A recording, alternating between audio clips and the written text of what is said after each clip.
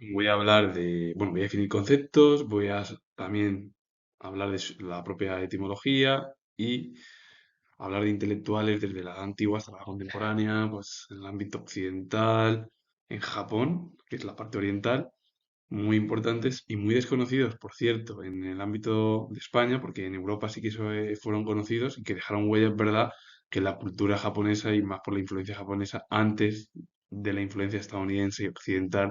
después de la Segunda Guerra Mundial, cuando Estados Unidos quedó en vigilancia desde 1945 hasta 1952, cuando ya Estados Unidos se marchó,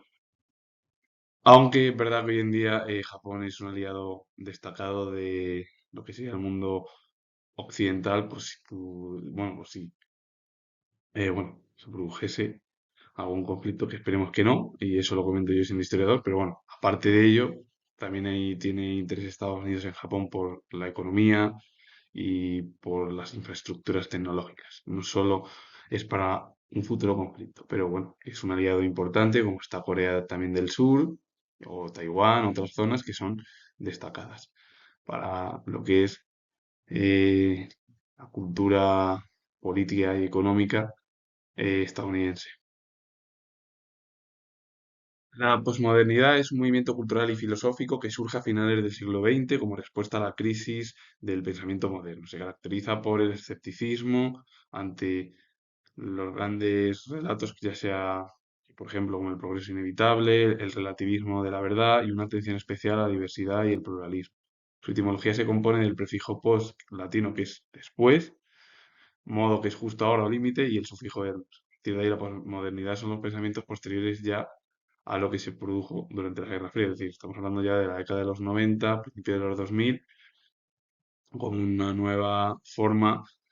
de pensamiento filosófico para entender el mundo actual. Y hoy en día, después de 25 años, hay otra corriente. Y hoy en día ya es casi la corriente, y esto lo comento yo, pues, bueno, es así, es casi de mi generación, que es la crisis brutal e intelectual que hay y sobre todo vive Europa, aún más acrecentada en nuestro país, sobre todo por los intereses de las grandes bestias, y lo digo así, bestias políticas, porque está por un lado Estados Unidos con Donald Trump, que tiene unos postulados muy radicales de extremismo, Putin, que tiene el interés de la invasión sobre Rusia, sobre Rusia, Putin, que tiene interés de la invasión sobre Ucrania, eh, Xi Jinping, el presidente chino, que tiene intereses en la isla de Taiwán, y el problema es que, claro, ahí también hay presiones por parte de Japón y Estados Unidos. Entonces, la manera de entender la estructura es que hoy en día existe la ley del más salvaje, y como la ley del más salvaje es la que predomina, ¿y quiénes son las principales potencias? Pues las que he nombrado. También está India, aunque India, desgraciadamente, la tienen un poco como moviéndola a un puzzle, por un lado, tanto occidentales como rusos y chinos para su semejanza, pero claro, normalmente India también tiene sus propios intereses y ahora, bueno, pues es verdad que hay intereses hacia Europa por parte de la Unión Europea y, bueno, ¿qué decir de la Unión Europea? Que tendría que ser una gran potencia y está totalmente olvidada. Estados Unidos ya no la quiere, nunca ha sucedido esto nunca, ni nunca, solo ha sucedido en el siglo XIX, que se entendía, pero claro, tampoco es que luego también había grandes intereses de Estados Unidos y el resto del continente europeo, cuando se produjeron las conquistas, las segundas, no las primeras, sino cuando en el siglo XIX Europa, pues Gran Bretaña, Francia, Alemania, Bélgica y otras tantas potencias que fueron hacia, y bueno, Países Bajos también, y bueno, se puede incluir a Portugal, España e Italia, que también tuvieron colonias en África y en Asia. Pero las colosas del momento eran por lo que he dicho, británicas, francesas y alemanas. Estados Unidos quiso imitar el modelo europeo, pero él dijo que solo para su continente, que Europa no se inmiscuyese nada en América jamás, después de todos los problemas, además, bueno, también porque había sido colonia, bueno, el resto habían estado bajo control británico, español, portugués, francés en su momento. Entonces, lo que hoy en día impera la ley de la selva por parte de las bestias políticas, que son las principales, pues al final La situación es que quien domina, domina y si no estás en el juego es muy complejo que quieran llamarte. Pero claro, Estados Unidos yo creo que va a perder, para mí, mi opinión, y sobre todo la figura de Donald, no Donald Trump, sino de hacer American First era lo mismo. Pero vamos, esto también a mí me recordó, o me ha recordado, porque lo he estudiado yo, es a la época de Ronald Reagan, en la cual pues eso hizo lo de la Guerra de la Galaxia. Lo que pasa es que, claro, tampoco era tan extremo como lo está llevando en los últimos años, desde el año 2016, que lleva Donald Trump en la Casa Blanca ya, que ya se cumplió 10 años de su primer mandato, y ahora se cumple uno de esos, bueno, sí, ayer, el día 2021, se cumple un año. Entonces esa es la manera de la modernidad, es decir, hoy en día, si la crisis ya existencial que tenemos heredada del siglo XIX-XX, pues nuestra generación ya, pues, o las generaciones posteriores también, pues va a estar ya con muchos problemas. Y claro, tampoco es que la situación sea, porque nada más que quieres hacer, te dicen tienes que hacer esto y luego no quieres porque quieres hacer otra cosa y quieres inventar y quieres hacer algo de YouTube, como por ejemplo yo estoy haciendo, cualquier otra persona, y parece que no gusta a las generaciones antecesoras, pero la situación es que debemos un poco también de modificarnos y que muchos de los oficios van a ir desapareciendo, digan lo que digan algunos de nuestras generaciones anteriores. Para ello, el conservacionismo se refiere a la tendencia a movimiento que prioriza la defensa, protección y uso sostenible de la naturaleza y los recursos naturales. A diferencia del ecologismo más amplio, el conservacionismo suele enfocarse en la preservación de áreas específicas y la biodiversidad in situ. La etimología del término conservacionismo, formada por las raíces latinas con, que es junto, servare, que es guardar, y el sufijo ismo, y el ecologismo propone la preservación del medio ambiente como eje central de la acción humana. El término etimológico de ecologismo proviene del griego oikos. Oikos sería la casa, hogar o ambiente, entonces la tierra sería la casa de todos y debemos de cuidarla, porque si queremos, hoy en día el ser humano lo que está intentando llevar a cabo es una destrucción total de su propio hábitat. Si lo que quiere es destrozar su hábitat, ahora mismo lo está haciendo perfecto. Si quieres conservarlo para el futuro y para las futuras generaciones, sobre todo para el presente y el futuro, pues o se cuida o poco. Y el término viene de logos, que es de logía, estudio o tratado, y el sufijismo, que es sistema, doctrina, movimiento, porque es como si fuera porque el ecologismo al final es una doctrina, una forma de pensamiento con el objetivo de cuidar el medio ambiente por parte del ser humano, que es el principal precursor de la maldad, a diferencia del resto de especies, ya sean animales o plantas. El activismo es la práctica de realizar acciones directas y organizadas para un cambio político o social. Implica una actividad dinámica de proselitismo y acción pública, a menudo frente a la autoridad. Por cierto, voy a definir ahora mismo, detrás del activismo, el término proselitismo, aparte de su etimología. Y el activismo, aparte de ser una dinámica de proselitismo y acción pública, a menudo frente a la autoridad, el término proviene del latín, la etimología, como la gran mayoría de las palabras que vienen de la cultura grecolatina o grecorromana, de actus, que es acción o fuerza impulsadora, y el sufijismo es doctrina o sistema. Entonces, al final, lo del activismo es, por ejemplo, que puede surgir en España, pues en contra de algunas medidas, en Europa, o por ejemplo, en Rusia, que haya gente, haya políticos que estén en contra de la invasión rusa, o en Irán, donde muchas mujeres se juegan la vida para quitarse el velo e incluso algunas las meten en la cárcel y las asesinan, que es una vergüenza, por cierto, lo que hay en Irán, que es algo además vergonzoso, que lleva desde 1979, se van a cumplir de aquí unos años, 50 años, desde la expulsión del SA. Lo que pasa que, claro, si tú ya te pones a hablar de lo del SA, es vergonzoso, porque la corrupción que había en Irán durante la monarquía también era algo brutal. Y la gente estaba cansada, harta de la corrupción, de las monarquías teocrática y absolutista que había y de la influencia estadounidense. Pero para mí, mi opinión, el SA no perseguía a las mujeres y había algo más de libertad en la década de los 50-60, cuando empezaron a decir los países, después de la descolonización, tras la Segunda Guerra Mundial y durante el periodo de la Guerra Fría, por las presiones estadounidenses y soviéticas a los europeos, pero es que desde 1979 en Irán es una vergüenza. Y luego encima la gente aquí se llena la boca, gente además occidental, que eso no es una protesta, que eso no es nada. Y a mí, de verdad, mi pregunta es si defiendes regímenes totalitarios, ¿qué es lo que quieres imponer a lo mejor en un país o en países democráticos como son Europa, es decir, incluida España, o en cualquier país europeo y occidental, ya sea Canadá, Estados Unidos? Si tú tienes la manera de imponer una serie de estructuras de ideología muy radical, claro, claro, pero es que además esto se ve en España, si da igual la manera, la gente está crispada porque la gente, yo creo que es por la política y la gente no se da cuenta de muchas cosas, pero es que los políticos tampoco es que hagan nada por los ciudadanos. Pero luego, si criticas a uno a otro, si criticas a la República, eres de extrema derecha. Si criticas al franquismo o cualquier ideología de derecha, eres de extrema izquierda. Entonces, ¿de qué nos sirve? Si así, y claro, hoy en día en las redes sociales pones cualquier palito que además la gente ya discute por cualquier tontería. Es así, pero a mí me gustaría pues, saber un poco las protestas que existen en países, por ejemplo, como Irán, Irak, donde hay dictaduras y regímenes relacionados con la religión radical, que es el Islam, que luego para que digan, y eso, que mi opinión también del cristianismo ha sido brutal en Europa durante muchos años. En España, pues duró más de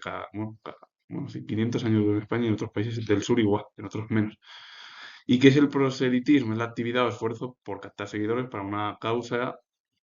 o una ideología o una creencia, y la etimología viene del griego, proselutos,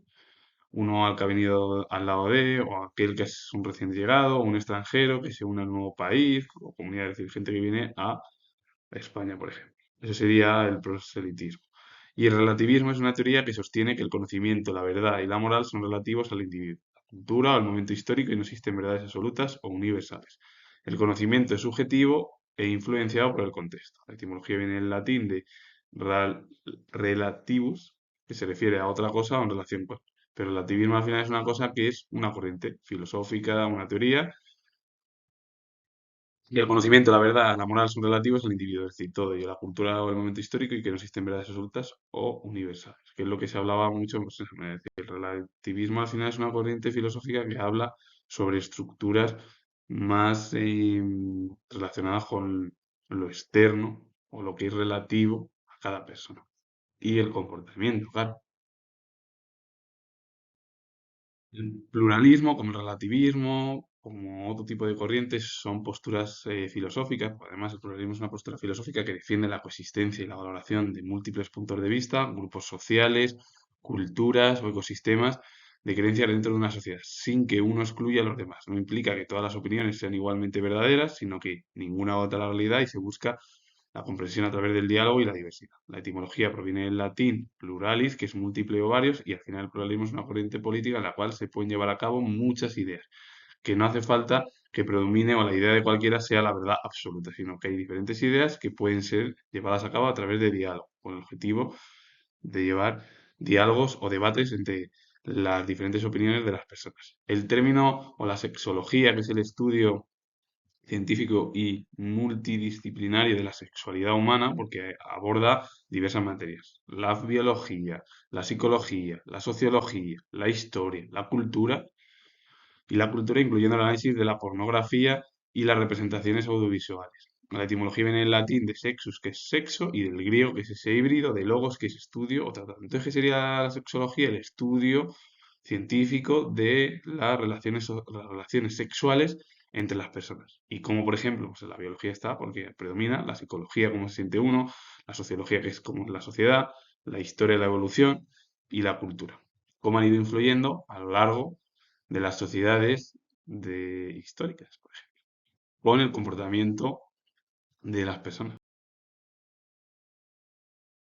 El extractivismo es la extracción intensa de recursos naturales, minerales, agua, madera, con modelos capitales que priorizan la ganancia sobre la sostenibilidad, llevando a la degradación ambiental y social, afectando desproporcionadamente a comunidades indígenas y mujeres. En perspectiva también feminista, se amplía la extracción de cuerpos y funciones reproductivas, como es la gestación subdrogada, convirtiendo la vida en mercancía. Que eso es una vergüenza absoluta de llevar a cabo una serie de cosas, de que el extractivismo es romper todo, por ejemplo, en el ámbito medioambiental o natural es romper las estructuras de la naturaleza. En el ámbito, por ejemplo, de la estructura del femenino es convertir a las mujeres en objetos, que es algo que es una vergüenza, porque da hasta asco y además es que cada vez el mundo político es así. Luego, normal que, claro, dé hasta asco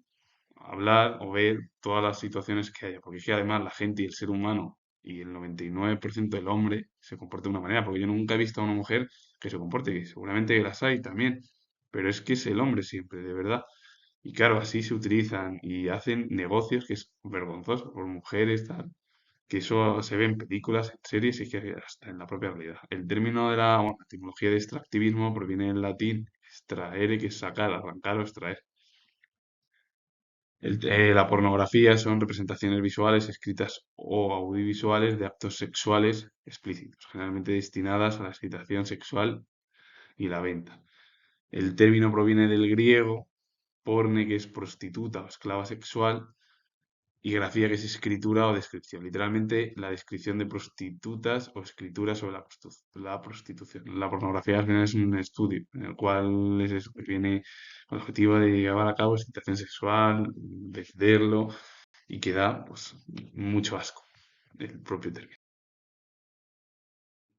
El término multidisciplinario, que involucra o afecta a múltiples disciplinas o áreas de estudio, a menudo trabajando en paralelo o en forma separada dentro del mismo proyecto. Etimología está compuesta por el prefijo multi, que significa muchos, y disciplinario, relativo a la disciplina. Un campo de estudio o una rama de saber. Multidisciplinario es, pues al final es algo que está relacionado con el ámbito del saber, del estudio, con un conjunto al final también de ideas. El término audiovisual, que concierne a la vista y al oído, simultáneamente utilizando imágenes como sonidos para comunicar mensajes. Su etimología proviene del latín, de audio, del verbo audire, que es oír, escuchar, visual, de visus, del verbo videre, que es ver, más el sufijo al, que significa relativo a, y el término visual es llevar a cabo una serie de formas que se transmiten por los sentidos. Normalmente, ¿cuáles son los sentidos? La vista o el oído. Tras hablar y definir, bueno, hablar, definir bueno, y explicar la etimología de los diferentes términos, me queda todavía un término por definir. Voy a centrarme ya en los intelectuales desde la Edad Antigua, como he puesto, que voy a hablar desde la intelectuales de la Edad Antigua en el ámbito occidental y oriental. Aristófanes de Bizancio, que fue erudito griego, perteneció a la época helenística, fue uno de los bibliotecarios en Alejandría y maestro de Aristarco y uno de los grandes especialistas en literatura griega. Estudió y trabajó en Alejandría junto a Zenódoto de Éfeso y Calímaco en el año 194 a.C. Y Zenódoto de Éfeso, que fue gramático, crítico literario griego, también trabajaron juntos, tanto Zenódoto como Aristófanes. Zenódoto de Éfeso fue un estudioso de Homero, es decir, estudió a Homero, a una figura importantísima, impresionante además dentro de la propia cultura de la antigüedad. Y bueno, en aquella época como Aristóteles, como Platón, como Sócrates, como Polibio y bueno, incluso Séneca, por poner la época de la antigua o de la antigüedad occidental, que es Grecia y Roma. Zenódoto de Éfeso fue el primer bibliotecario de Alejandría, fue sucesor de Demetrio de Valero, alumno de, alumno de Filetas de Cos. Él fue natural de Éfeso, maestro del faraón Ptolomeo II y de Aristófanes de Bizancio. Porque Aristófanes de Bizancio fue el que trabajó con él, pero bueno, Aristófanes de Bizancio fue a la vez alumno, como Zenódoto había sido alumno de Filetas de Cos, que voy a hablar también. Aristarco de Samotracia fue gramático griego, miembro de la Escuela Filológica de Alejandría, una figura importante. Demetrio de Falero, que fue filósofo y político ateniense, perteneció a la escuela peripatética que la fundó Aristóteles en el Liceo de Atenas y además la escuela peripatética se centraba más en la observación, la experiencia empírica y la lógica. Filetas de Cos fue poeta y filólogo griego, el primero de la escuela filológica de Alejandría, que era la mezcla de pensamiento de las ideas platónicas, bueno, más de Platón, con luego el platonismo que llevó a cabo Plotino y todo el lío, que llevaron a cabo a tergiversar el propio pensamiento platónico y de las propias ideas de Platón, y luego había un pensamiento oriental y tradiciones judías, cristianas, eso era la escuela filológica de Alejandría. A partir de ahí, que lo comento yo siendo historiador, que nadie confunda de verdad, y esto yo creo que ya lo he repetido ya en diversidad de ocasiones ya en el propio ya, bueno, propios vídeos que voy subiendo en mi canal, de que Platón nada tiene que ver con el platonismo y el cristianismo. El problema es que como el neoplatonismo llevó a cabo unas ideas de cultura oriental, pensamiento religioso, después de los postulados de Platón, llevó luego a que Platón decían que estaba relacionado con el cristianismo, por lo que decía Agustín de Hipona, Tomás de Aquino. Lo que pasa es que Tomás de Aquino es aristotélico, entonces hay que dejarlo a un lado. Sería el pensamiento agustiniano. Agustín de Hipona hablaba de dos mundos, el mundo terrenal, que era un mundo de paso, y el mundo que era, pues eso, que aquí había sido creado por Dios, el universo, todo, y que todos los seres humanos éramos imperfectos porque habíamos, según como Adán y Eva mordieron la fruta prohibida, mejor en vez de especificar la fruta prohibida, llevaron a cabo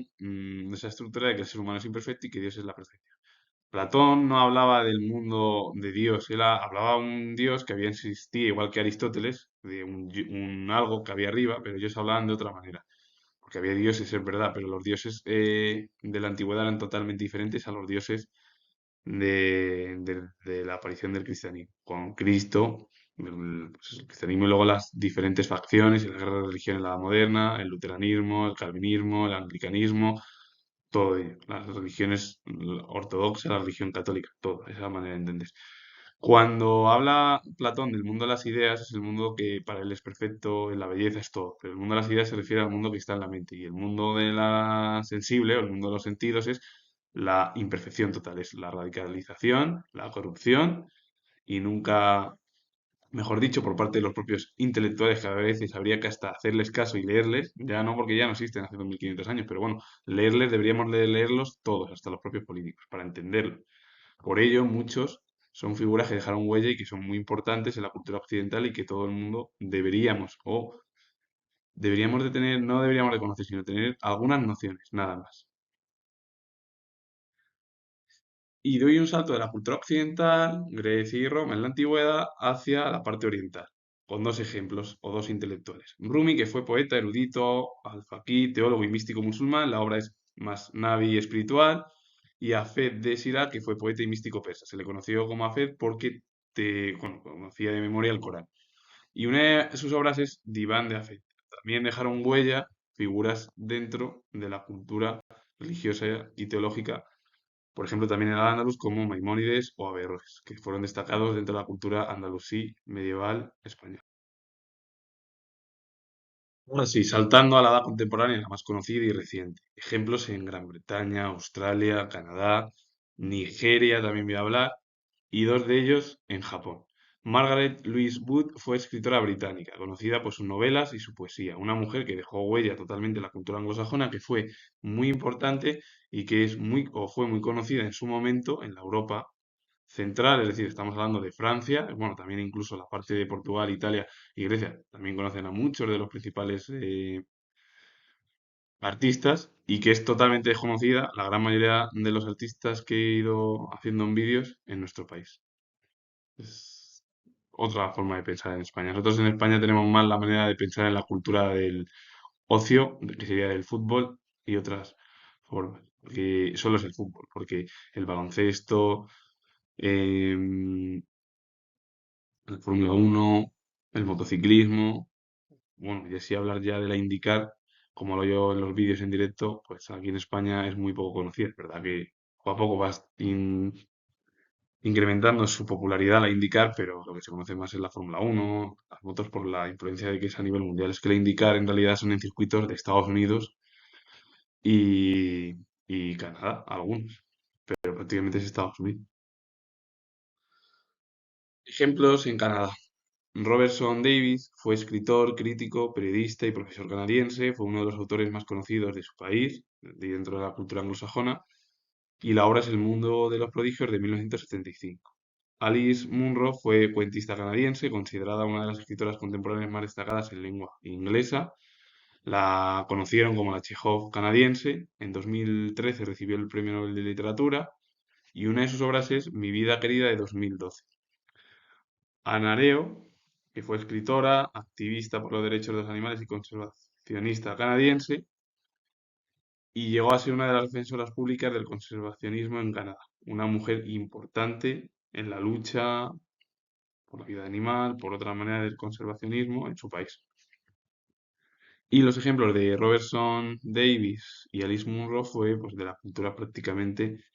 de, de la literatura canadiense del siglo XX y comienzos del siglo XXI. El racionalismo ilustrado es la aplicación de la razón como herramienta fundamental para entender y transformar el mundo, propia del movimiento de la Ilustración, el siglo de las luces, que enfatiza el pensamiento lógico, crítica de dogmas y supersticiones y la búsqueda del progreso social y científico, poniéndose a la fe ciega y el tradicionalismo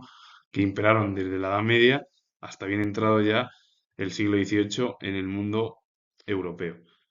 Y a diferencia del racionalismo puro, como el que explicó Descartes en su momento, en el final del siglo XVI, comienzo del siglo XVII, que se centraba en la razón a priori, la razón ilustrada integra la experiencia, buscando una iluminación intelectual para guiar a la humanidad hacia la libertad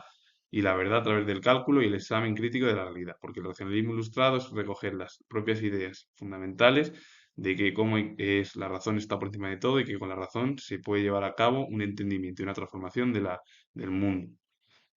que era lo que daba prioridad el ámbito del siglo de las luces, que se le conocía así como a la ilustración. ¿Por qué? Porque enfatizaba, o enfatizaba, sí, en su momento enfatizaba el pensamiento lógico, la crítica de dogmas, las supersticiones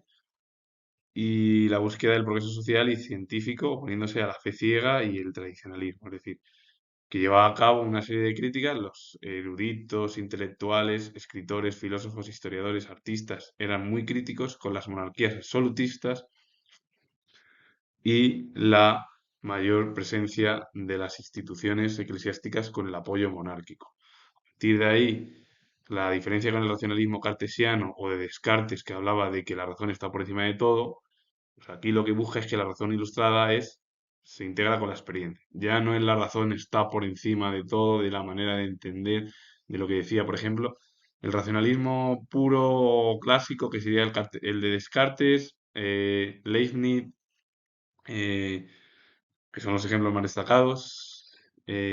hablaban de que la razón está por encima de la experiencia. El empirismo es que la razón está a un paso o está detrás de la experiencia. Entonces el empirismo, lo que pasa es que claro, en el empirismo también tienes que llevar a cabo el uso de la razón, eso está claro. ¿Qué es lo que sucede con el periodo de la Ilustración? Kant, que es el principal precursor de esta corriente, que se cumplió en el año, hace 2 años, en 1724, 300 años de su nacimiento. Kant intenta unir el racionalismo de Descartes con el empirismo de Locke y Hume,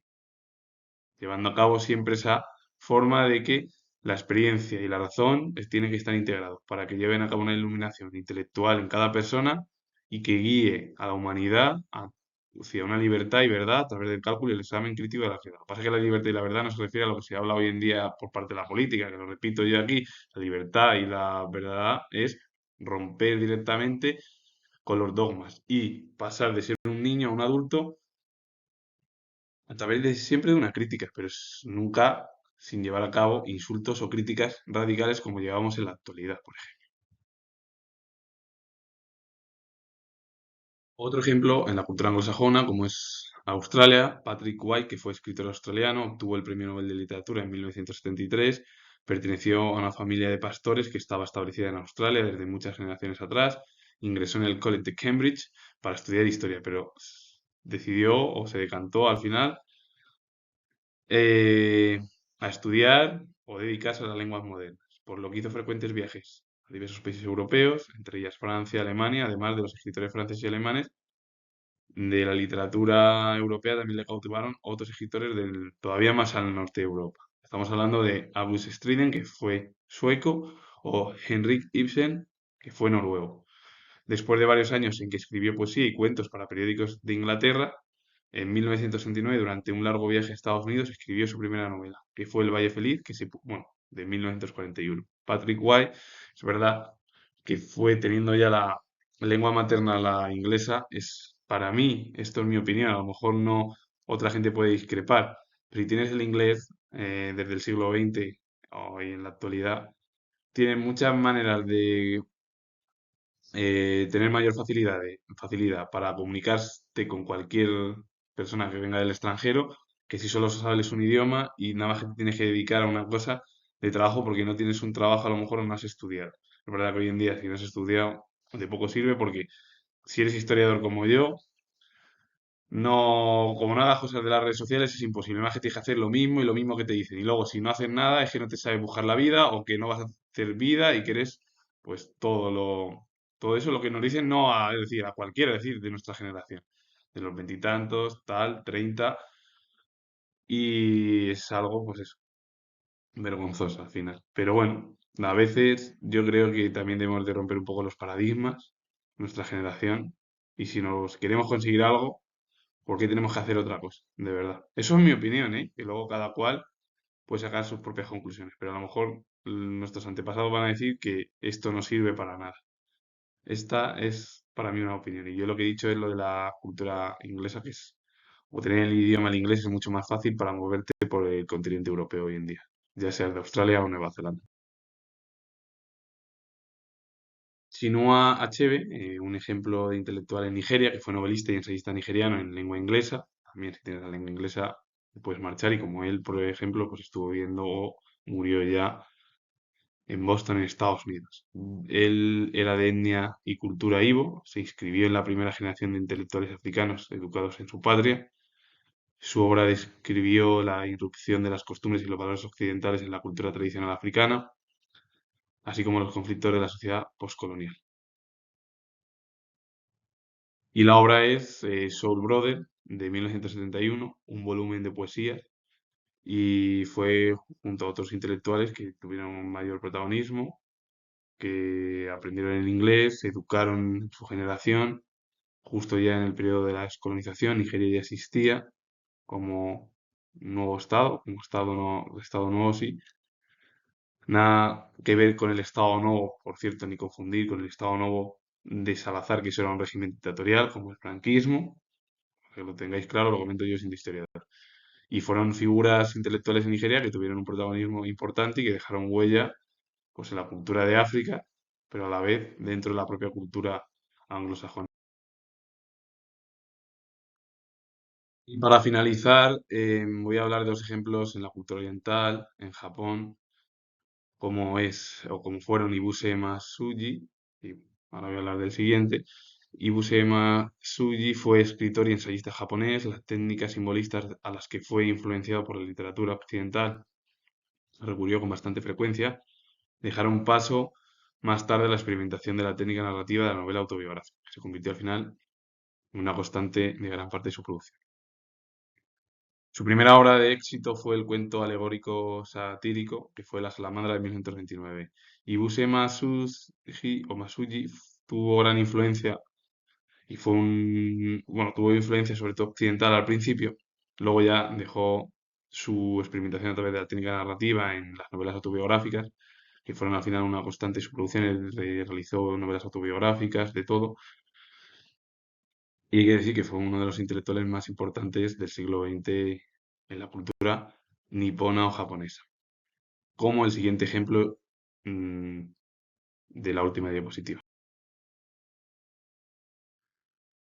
Osamu Dazai fue escritor japonés, fruto del desencanto reinante en su país tras el final de la Segunda Guerra Mundial. Expresaron sus últimas novelas el sentir de una generación que había asistido al derrumbamiento de sus valores tradicionales. Conocido por su ingenio irónico y sombrío y por la brillante fantasía de sus novelas y cuentos, su obsesión por el suicidio y su permanente búsqueda de una verdad ulterior que lo convirtiera o convirtieron en una figura de culto entre los lectores jóvenes de su país, porque es que al final Osamu Dazai, como la gran mayoría de los propios escritores japoneses del momento, muchos de ellos murieron cuando jóvenes o murieron después de la Segunda Guerra Mundial o algunos después de la Primera Guerra Mundial, sobre todo porque Japón tenía una admiración por su emperador y los emperadores eran como el dios sagrado terrenal para ellos. Y la imposición ya de normas y técnicas occidentales no gustó tanto al país ni a muchos de los intelectuales que provocó incluso que su generación se derrumbase en aquel momento después de la Segunda Guerra Mundial. Japón ya no iba a ser para muchos de los intelectuales japoneses, tanto hombres como mujeres, y para en general para la cultura y para la ciudadanía, tan grande como lo había sido o tan importante como lo había sido en el siglo XIX, donde tenía grandes cartas y podía jugar de tú a tú con el resto de potencias europeas. cuando fue ocupado en la Segunda Guerra Mundial o después de la Segunda Guerra Mundial por parte de Japón, digo, de Estados Unidos, eh, Japón provocó que se convirtiese al final en un aliado firme del bloque capitalista occidental, liderado por Estados Unidos, pero que hoy en día tiene mayor importancia debido a que Estados Unidos tiene gran relación con el país del sol naciente, como diríamos. Y una de sus obras, o bueno, dos obras voy a hablar de Osamu Dazai, la voy a poner, que es El Sol Poniente de 1947, quizás su obra más famosa, se centra en la decadencia de la nobleza japonesa tras la derrota en la contienda, y su último libro ya es Ya no humano de 1948, que narra en tono autobiográfico la frustración ante el descalabro nacional, que es lo que lo explica, y también la figura anterior. Todos ellos son escritores que critican y que ven un derrumbamiento en la sociedad nipona, japonesa, porque Japón, que tenía grandes cartas en su momento, desde el siglo XIX hasta la Segunda Guerra Mundial, pues provocó al final la caída en desgracia de un país que lo había tenido todo, pero sus alianzas en la Segunda Guerra Mundial, que vinieron ya por ese nacionalismo exacerbado, después de la Primera Guerra Mundial, que Japón además participó del lado o con el bando aliado y no le dieron los aliados una serie de territorios que pidió, como sucedió en Italia. Y así con ello finalizo, comentar que soy historiador y si os ha gustado este vídeo, eh, relacionado con ejemplos de etimología, definiciones y algunos intelectuales en la cultura occidental y oriental, darle a like, suscribiros, comentar, repito, nuevo que soy historiador y nos vemos en el próximo vídeo.